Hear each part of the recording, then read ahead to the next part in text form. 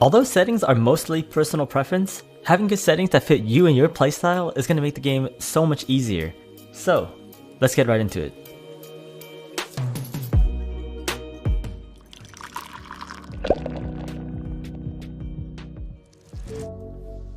We'll start with a couple general settings I recommend, then we'll get into camera settings, controller settings, and finally we'll end with a detailed look at some more in-depth settings about the input buffer and removing the FPS limit.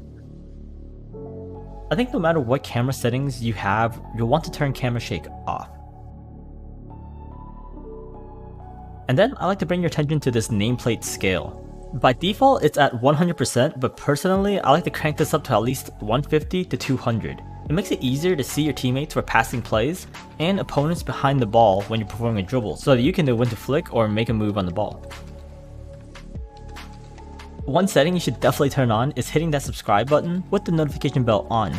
Doing this while smashing the like button is bound to increase your performance. Thanks. For camera settings, there is a general range that most players like to stick with, and let's go over what they are and why. Starting with our FOV, most players like to keep this at 110, with some going down towards 107 to get a better view of the ball.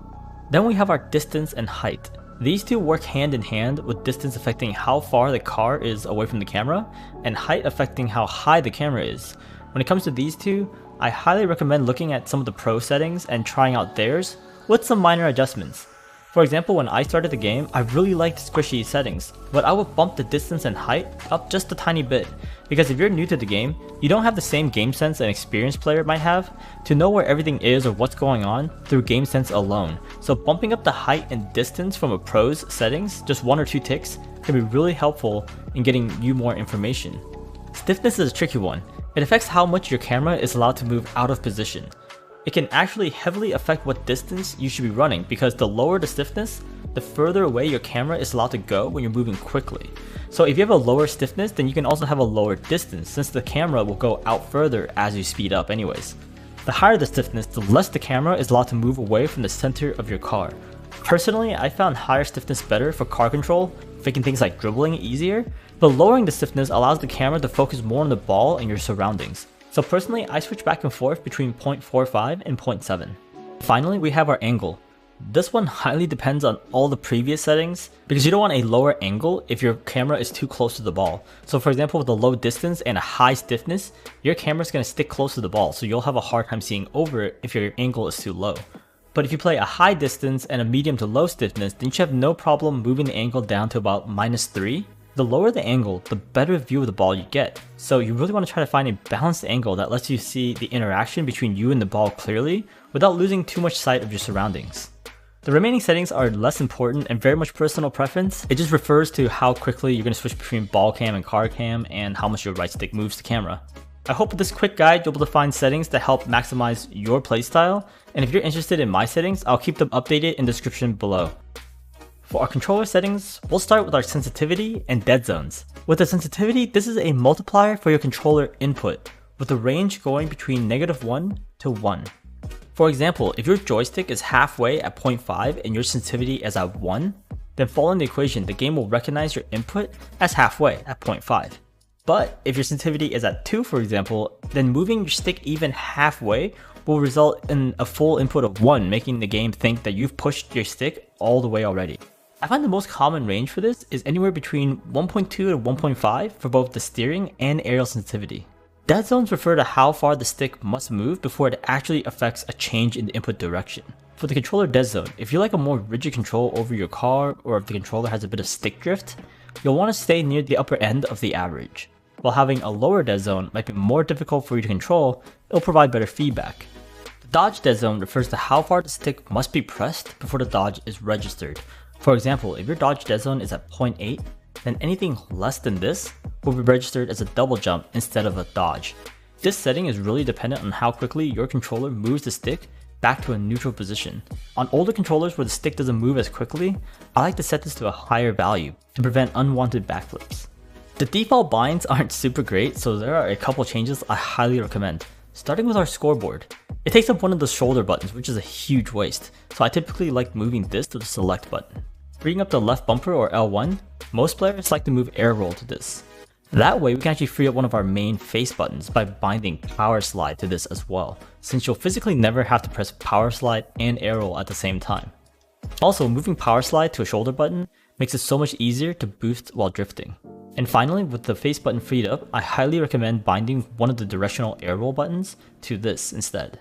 It doesn't matter if you do arrow left or right, or if you try to fit both, but having at least one of the directional arrow left or arrow right buttons can make a lot of mechanics down the line easier. The following advanced settings are going to be mostly for our PC players, but I know parts of this should be relevant to console as well. So we'll start by mentioning that you should definitely be turning off VSync. Regardless if you're console or PC, having this off is going to be a huge boost in reducing your input lag, which brings us to talking about our input buffer. There are three main input buffers: default legacy, STS, and CSTS. The input buffer basically exists to allow your game time to register your input and handle the action. With each type of input buffer, there's a buffer value based on your connection and FPS, and a target buffer value, which your buffer tries to never go past. The default and STS input buffer has a default target value of 7, while the CSTS has a much lower target buffer of 4. So you might be thinking, CSTS is the best, right? Well, it's a little more complicated than that. So CSTS has a lower target buffer and is more consistently able to hit this buffer, but 4 isn't the best that you can get. When running default, you can easily sit at a constant 3 or 4, allowing your variable input buffer to go below what CSTS is going to get you. STS, on the other hand, has an even more dependent relationship on your FPS and connection, allowing the input buffer to even go down to 2 occasionally. But STS is less stable and can easily backfire if your system and connection is not always consistent. In summary, here are the pros and cons of each one. STS has the highest potential for the best input buffer there is, but it's fairly dependent on whether or not your specs are up to par. Default is our jack of all trades that is pretty fast and can handle a wide range of system specs. While CSTS is our most consistent input buffer, it doesn't rely as much on your hardware and connection and has the least number of input misses, but it also has the lowest potential for faster inputs. Depending on your setup, hopefully this can help you make an educated decision on which one will maximize your performance. And finally, we've made it to unlocking our FPS. For this to work, you'll have to have Bacchus mod, which unfortunately means this is PC only, and I'll have the link to Bacchus mod in the description below. With Bacchus mod open and Rocket League closed, simply go to File, then open Bacchus mod folder. From here, go to the config folder and open the auto-exec config file in Notepad. Type out this line FPS_max space 0, save, and then close. And then the next time you open up Rocket League with Bacchus mod open as well, you'll have your FPS unlocked. For me, I personally get to around 400 FPS, and I'm sure you can get much higher with the newer graphics card. You might be wondering, but HK, why do I need 1000 FPS if my monitor is only 144Hz? For those who are unfamiliar, FPS refers to the amount of frames per second that your game is rendering, while the monitor refresh rate is the rate at which your monitor grabs these frames per second. So in an ideal world, say your monitor is at 10Hz, it would refresh 10 times per second, requiring only 10 frames per second to get a new frame for the user every single update. But realistically, unless you're using some kind of sync with the monitor and graphics card, your monitor and FPS are updating asynchronously. And to a computer, 1 second is a very long time, so something like this might happen. Say your monitor is grabbing 10 frames per second, but the game ended up rendering most of those frames in the second half, leaving the first 5 frames of the monitor only updating twice. This is why, to prevent this, you typically want around 50% or more FPS than your monitor refresh rate, since if you have enough frames blasting per second, you reduce the risk of your monitor not having a new frame to update with on every refresh cycle. Alright guys, well I hope you found all that helpful. If you're interested, please join the Discord and feel free to at me there if you have any questions. And as always, thank you so much for watching, and I will catch you next time.